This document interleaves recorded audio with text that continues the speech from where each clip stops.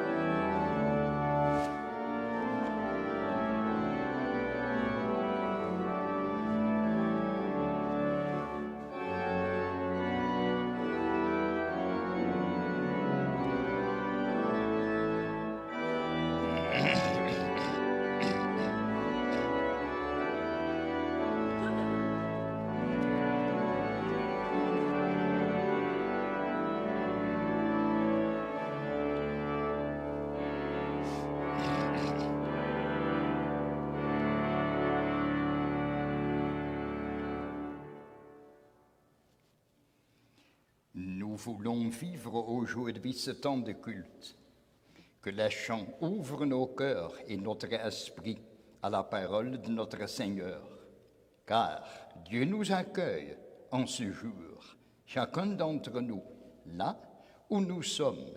Il nous accueille et nous conduit dans ce culte. La grâce vous est donnée de la part de Dieu, notre Père, et de Jésus-Christ, son Fils, notre Sauveur, le ressuscité. Psaume 47, troisième strophe. Peuple racheté, viens ici chanter. De tes oppresseurs, voici le vainqueur. Fais sonner du corps, Dieu est juste et fort. Chantez tous, chantez sa grande bonté. Il vient rétablir, il fait resplendir, plus haut que les cieux, le règne de Dieu.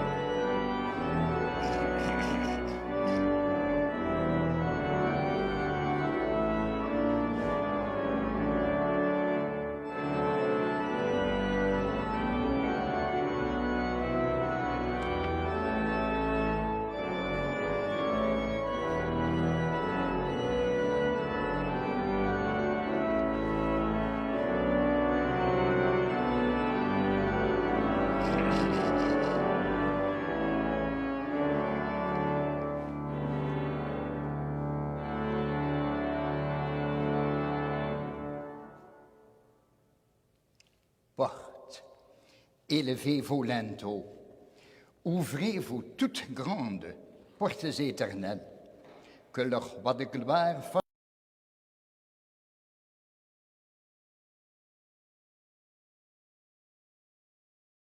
a donné l'empire sur l'œuvre de tes mains.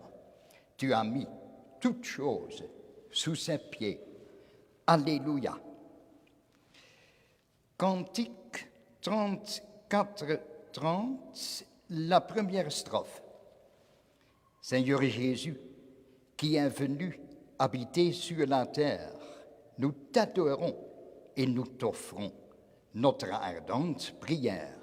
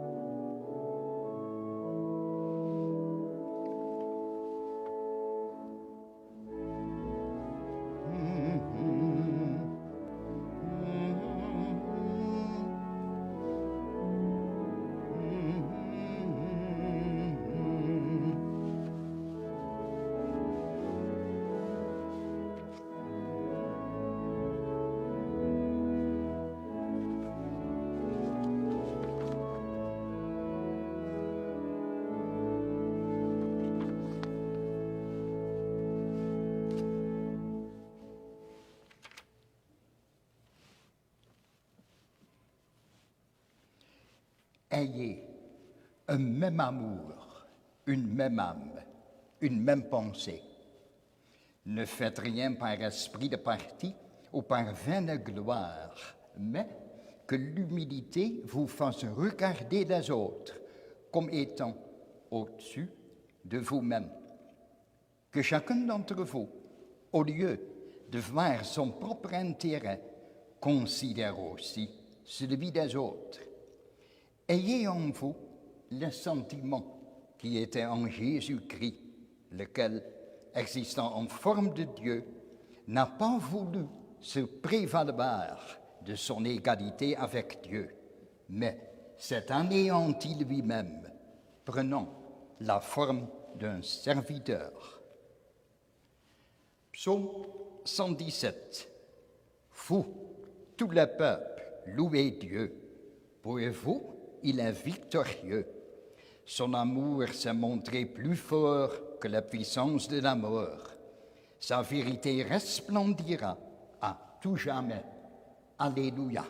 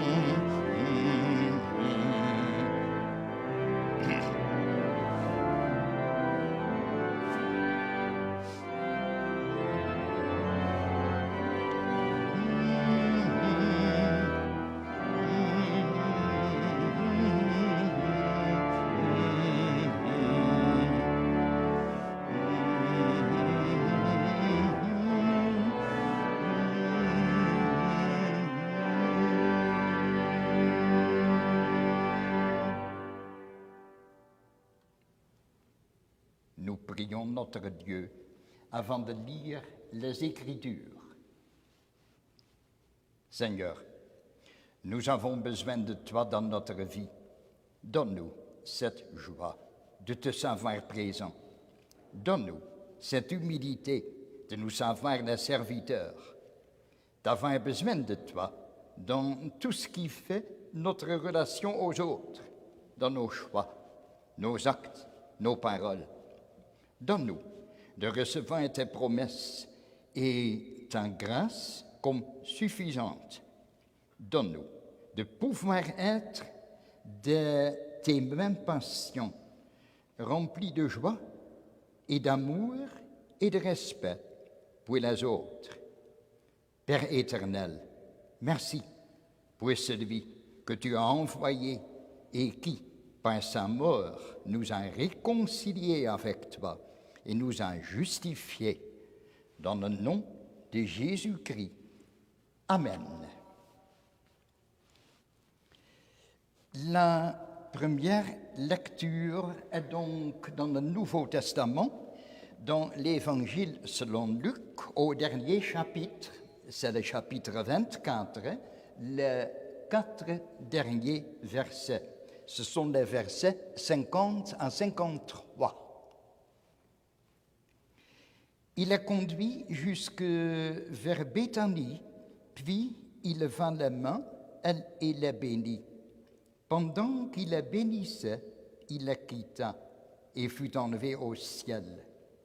Quant à eux, après l'avoir adoré, ils retournèrent à Jérusalem, remplis d'une grande joie. Ils étaient constamment dans le temple, louant et bénissant Dieu.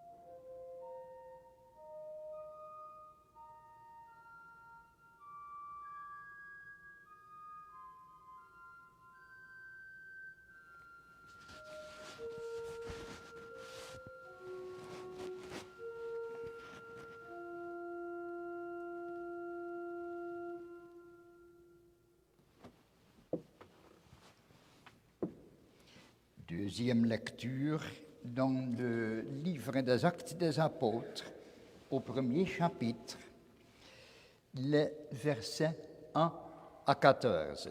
Acte 1, 1 à 14. Cher Théophile, dans mon premier livre, j'ai parlé de tout ce que Jésus a commencé de faire et d'enseigner jusqu'au jour où il a été enlevé au ciel après avoir donné ses ordres par le Saint-Esprit aux apôtres qu'il avait choisis. Après avoir souffert, il se présenta à eux vivant et leur en donna de nombreuses preuves. Pendant 40 jours, il se montra à eux et par là de ce qui concerne le royaume de Dieu. Alors qu'ils se trouvaient en leur compagnie, il leur recommanda de ne pas s'éloigner de Jérusalem, mais d'attendre ce que le Père avait promis. Ce que je vous ai annoncé, leur dit-il, car Jean a baptisé d'eau, mais vous, dans peu de jours, vous serez baptisés du Saint-Esprit. Alors que les apôtres étaient réunis, ils lui demandèrent, « Seigneur, est-ce à ce moment-là que tu rétabliras le royaume pour Israël ?» Il leur répondit, « Ce n'est pas à vous de connaître les temps ou les moments que le Père a fixés de sa propre autorité. Mais vous recevrez une puissance lorsque le Saint-Esprit viendra sur vous, et vous serez mes témoins en Jérusalem, dans toute la Judée, dans la Samarie et jusqu'aux extrémités de la terre. » Après avoir dit cela, il s'éleva dans les airs pendant qu'il le regardait, et une nuée le cacha à leurs yeux. Et comme ils avaient le regard fixé vers le ciel pendant qu'ils s'en allaient, deux hommes, habillés de blanc, leur apparurent et dirent, « Hommes de Galilée, pourquoi restez-vous à regarder le ciel? Car ce Jésus qui a été enlevé au ciel du milieu de vous reviendra de la même manière que vous l'avez vu aller au ciel. » Alors, ils retournèrent à Jérusalem, de la colline appelée Mont des Oliviers, qui est près de Jérusalem, à la distance d'1 kilomètre environ. Quand ils furent arrivés, ils montèrent à l'étage dans la pièce où ils se tenaient d'ordinaire. Il y avait là Pierre, Jean, Jacques, André, Philippe, Thomas, Barthélemy, Matthieu, Jacques, fils d'Alphée, Simon le Zélote et Jude, fils de Jacques. Tous persévéraient d'un commun accord dans la prière avec les femmes, avec Marie, la mère de Jésus, et avec les frères de Jésus. Cantique 34, 27, première strophe. Sur tous les temps, sur tous les lieux, Alléluia, tu vas régner auprès de Dieu. Alléluia.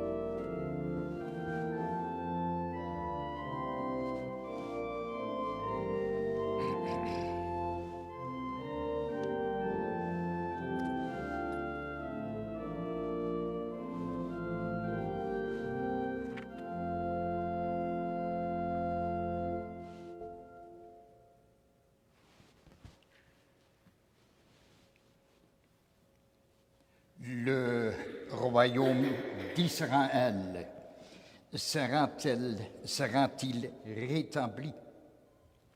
Est-ce que l'oppresseur romain sera chassé par Dieu au nom de Jésus-Christ, mort et ressuscité? C'est la question principale des disciples en ce jour. Après la résurrection du Fils de Dieu, après 40 jours d'enseignement, la seule question de la part des disciples qui nous est rapportée n'est autre que « Est-ce maintenant le temps où tu rétabliras le royaume d'Israël ?» Cette situation peut nous paraître dérisoire, et pourtant, on sent bien que cette question est présente depuis le début, depuis la première rencontre. Et cette demande de la part des disciples est légitime, car la compréhension à l'époque des prophéties de l'Ancien Testament allait dans ce sens. L'arrivée du Messie devait correspondre au rétablissement d'Israël comme nation, comme peuple élu. Le Messie, celui que Dieu avait choisi, ne pouvait que libérer le pays de l'oppression romaine. Aujourd'hui encore, cette question est malheureusement d'actualité. En effet, certains pourraient être tentés de justifier des guerres, des morts, au nom de ces prophètes. Quelle erreur ce serait! Ce n'est pas à l'homme de tenter d'accomplir par ses propres moyens les prophéties bibliques, mais à Dieu seul. C'est cela que Christ va rappeler aux disciples et qui va nous rappeler à nous aussi. Le Fils de Dieu est venu, non pas pour rétablir un peuple, mais pour rétablir notre relation à Dieu. Christ rappelle donc aux disciples qu'une prophétie appartient à Dieu et à lui seul, autant dans son annonce que dans sa façon d'être accomplie. Jésus, par sa réponse, ne remet pas en question les espoirs des apôtres sur Israël, mais simplement il en recentre l'importance. L'essentiel n'est pas la souveraineté d'Israël, mais la souveraineté de Dieu. Une souveraineté qui s'étend sur le temps, sur ses promesses et surtout sur la façon dont elles vont être accomplies. L'avenir ne nous appartient pas. Le retour de Christ ne nous appartient pas. Il est de l'autorité seule de Dieu. Ce temps de l'Ascension est donc déjà un premier appel pour l'Église à ne pas se prendre pour Dieu. C'est un rappel à ne pas chercher à tout prix à anticiper ce que lui et lui seul a décidé. Alors, très vite, Jésus enchaîne sur une nouvelle promesse, celle-ci beaucoup plus imminente, la Pentecôte. L'Esprit de Dieu va être donné aux disciples qui vont alors être envoyés dans le monde entier porter la bonne nouvelle. Car, au début de la discussion, il est évident que les disciples n'ont qu'une envie, partir de Jérusalem, non pas pour semer, mais pour fuir. Ils veulent fuir cette ville où ils ont connu tellement de souffrances, de craintes, de peur. Ils veulent partir et pourtant voilà que le Maître, voilà que Jésus leur demande de rester. Enfin, si tout a été accompli pour Christ à la croix, il reste à vivre nombre de promesses de Dieu pour eux, les disciples, mais aussi pour l'Église en devenir. Le jour de l'Ascension va donc être aussi un jour de promesses. Vous serez alors mes témoins. Le jour de la Pentecôte, vous recevrez la puissance de l'Esprit pour aller apporter l'Évangile de la part de Dieu à tous les hommes. Une puissance, non pas de domination, mais d'envoi, de témoignage, de service va être donné.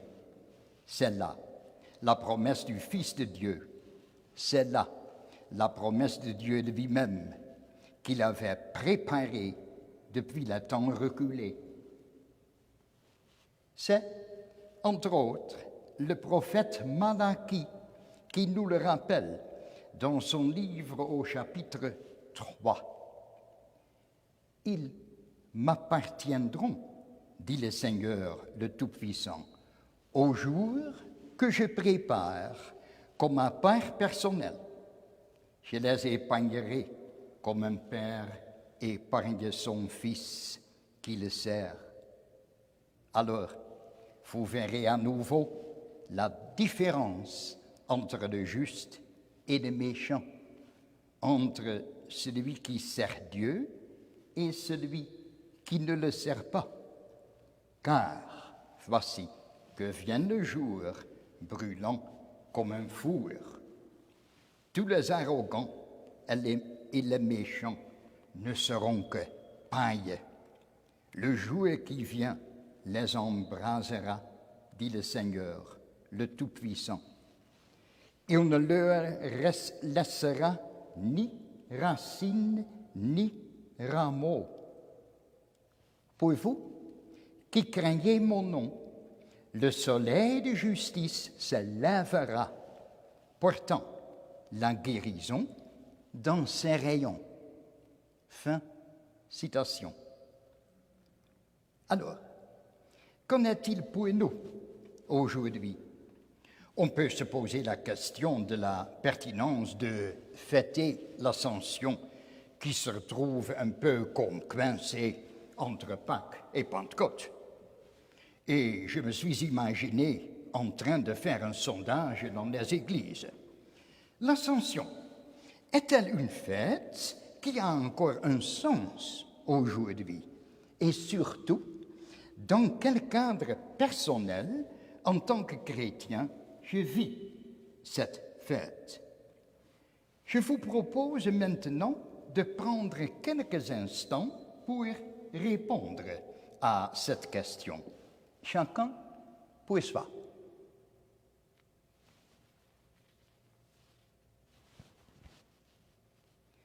Fêter l'Ascension est-il encore important pour nous, pour l'Église aujourd'hui? Jésus est monté au ciel, certes, mais comparé à sa naissance, à sa mort, à sa résurrection, à l'envoi du Saint-Esprit, ce jeudi, aujourd'hui, ce dimanche, est-il encore à mettre à part dans notre vie d'Église, dans notre vie de chrétien? Certes, il y a la mise en garde, certes, il y a la promesse, il y a la nuée, mais enfin, surtout, il y a ces paroles. Pourquoi restez-vous là à regarder vers le ciel? L'Ascension est le jour où l'Église, où le chrétien va commencer à vivre dans la foi et non dans la présence physique du Christ. C'est le jour où les disciples se rendent compte qu'ils vont devoir assumer ce pourquoi Christ est venu les chercher. Le Messie, le Fils de Dieu, les a préparés afin qu'à l'Ascension, ils prennent conscience de leur rôle d'apôtres, de serviteurs. Aujourd'hui, nous fêtons le départ du Fils de Dieu vers son Père, c'est-à-dire la mise en place par Dieu d'une vie de foi, d'espérance. Cette vie de foi, notre vie de foi, est centrée autour de la messianité de Christ, de sa mort et de sa résurrection. Aujourd'hui, pour l'Église, pour chaque chrétien, l'appel est clair. Nous devons vivre par la foi. Une fête, c'est le lieu joyeux du rappel. Et nous rappelons aujourd'hui que notre foi, notre espérance fait partie du plan de Dieu. Cette foi qui a manqué à Thomas, aujourd'hui, nous a été accordée. Voilà le Messie, tant attendu, le Fils de Dieu lui-même, qui est venu accomplir la volonté du Père. Pourquoi restez-vous là à regarder vers le ciel, sous-entendu à attendre qu'il en revienne? Christ ne reviendra qu'une seule fois, une fois pour toutes, et cette décision, c'est au Père qu'elle appartient et à lui seul. Aujourd'hui, nous avons à vivre par la foi. Cette foi qui peut déplacer les montagnes, cette foi qui va nous faire entrer dans la grâce de Dieu, qui va nous amener à vivre, à accepter les promesses de Dieu pour nous. Et c'est cette foi qui doit nous porter à annoncer à tous la mort et la résurrection de Christ pour chacun d'entre nous. Alors, oui, l'Ascension est une fête importante, tout simplement parce que c'est un temps de rappel, de promesse, de foi. Le rappel de la souveraineté de Dieu, la promesse du don de l'Esprit Saint et enfin, le nouveau départ pour l'Église, celui de la foi. Christ n'est plus présent avec nous physiquement. Pourtant, il est à chaque instant de notre vie. C'est là notre assurance. C'est là la promesse de Dieu. Amen.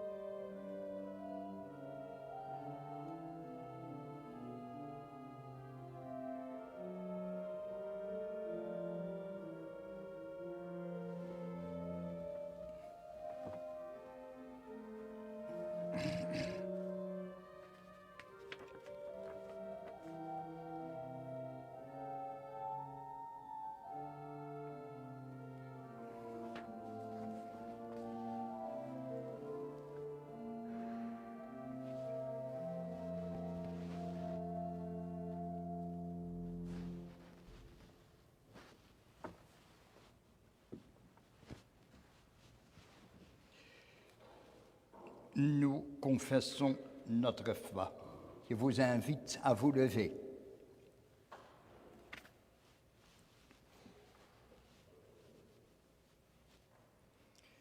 Je crois en Dieu, le Père Tout-Puissant, Créateur du ciel et de la terre. Je crois en Jésus-Christ, son Fils unique, notre Seigneur, qui a été conçu du Saint-Esprit et qui est né de la Vierge Marie. Il a souffert sous Ponce Pilate, il a été crucifié, il est mort. Il a été enseveli, il est descendu aux enfers. Le troisième jour, il est ressuscité des morts. Il est monté au ciel et au siège à la droite de Dieu, le Père Tout-Puissant. Il viendra de là pour juger les vivants et les morts. Je crois en l'Esprit Saint. Je crois en la Sainte Église universelle, la communion des saints, la rémission des péchés, la résurrection de la chair et la vie éternelle. Amen. Cantique 61, 85.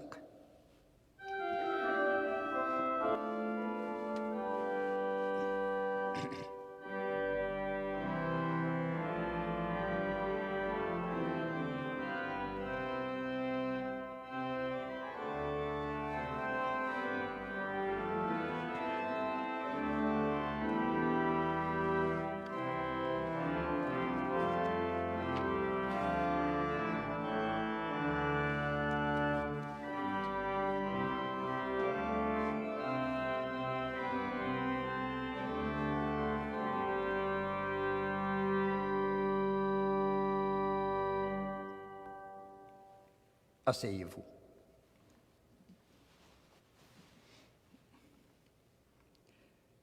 Unissons-nous dans l'intercession et la prière.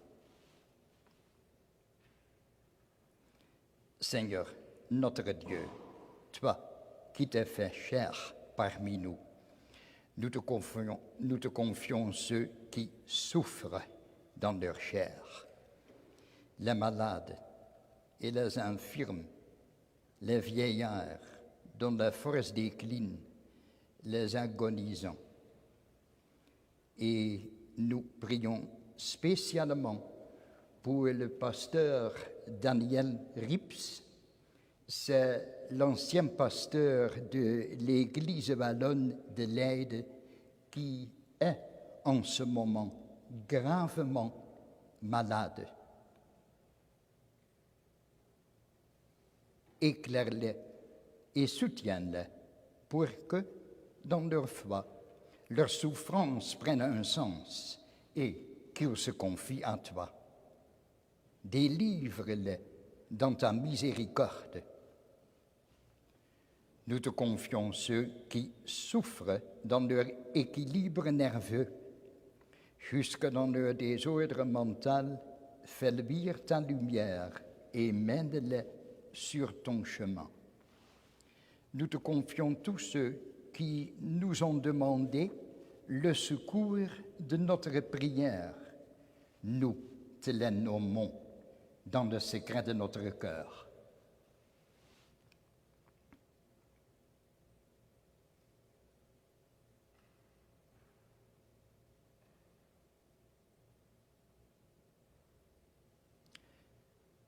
Seigneur, toi qui veux que tes enfants soient un en toi, nous te prions pour l'unité de ton Église. Ne nous laisse pas prendre l'habitude de nos divisions. Apprends-nous à reconnaître les dons de ta grâce chez tous ceux qui se réclament de toi. Ne nous laisse pas nous égarer par des visions que nous aurions forgées nous-mêmes.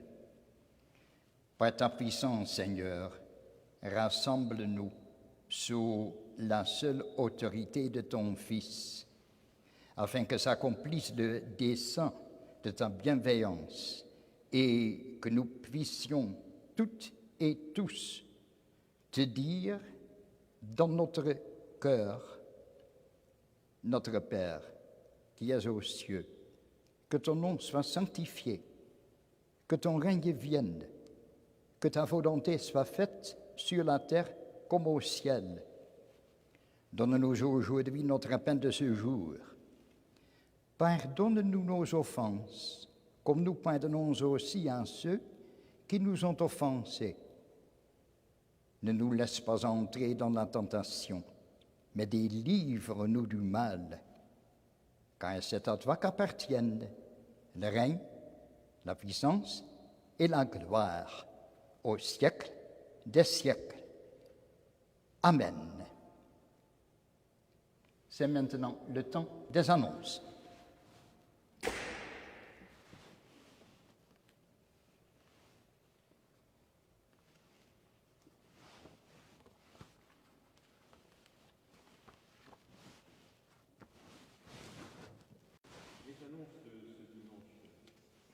Mai. Les cultes tout d'abord. Le 23 mai, dimanche prochain, sera le culte de Pentecôte. Il sera présidé par le pasteur de notre paroisse, Hartman Out. Le 30 mai, le culte sera présidé par le pasteur Ben Amias. Le 6 juin, culte présidé par le pasteur Out. La collecte d'aujourd'hui, le montant sera réparti entre l'Église, la PKN Yope et la collecte spéciale de ce mois qui est destinée à la Banque alimentaire de l'Aïe.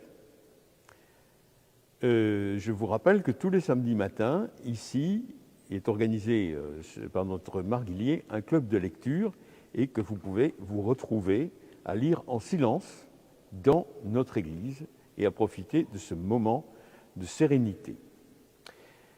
Après le culte, il y aura à nouveau un orchestre devant la porte, petit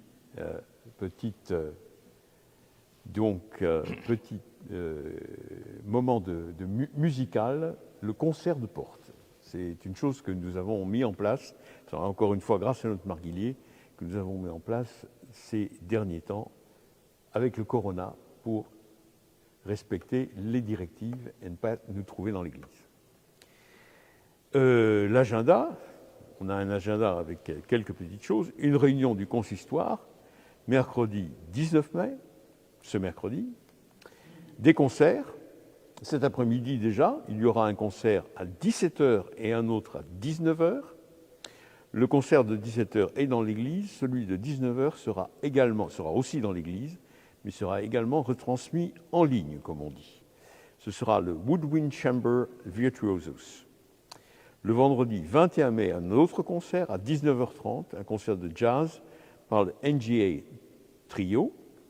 Le samedi 22 mai à 17h et à 19h, à nouveau 2 concerts de jazz par le Miguel Sucasas Band.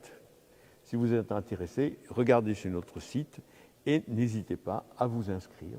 Je vous souhaite à tous et tous un bon dimanche. Merci. Cantique 34-31, première strophe. Jésus entre dans son règne, que tous les puissants le craignent et lui rendent tout honneur. Dieu a tenu sa promesse et toute langue confesse, Jésus-Christ est le Seigneur.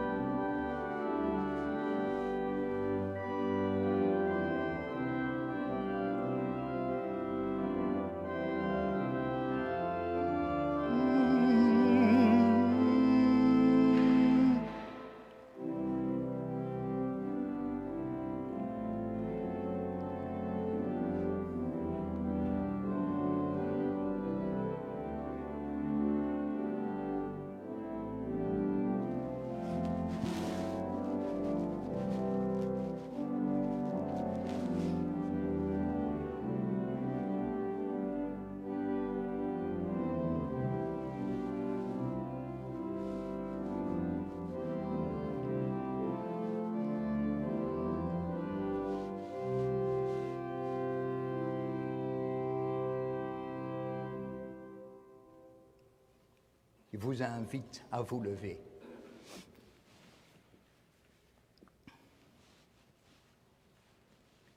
Béni soit Dieu. Il nous a donné sa parole pour que nous l'entendions. Il nous a promis son royaume pour que nous espérions.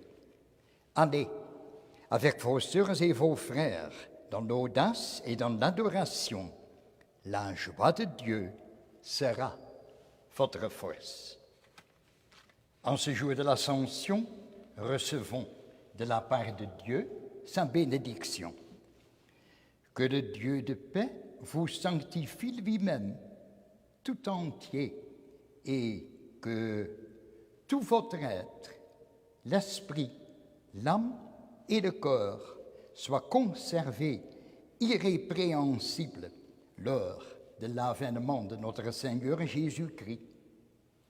Celui qui vous a appelé est fidèle, et c'est lui qui le fera. Que la grâce de notre Seigneur Jésus-Christ soit avec vous dès maintenant et à jamais. Amen. Nous écoutons l'organiste sonate en trio ré mineur de Bach.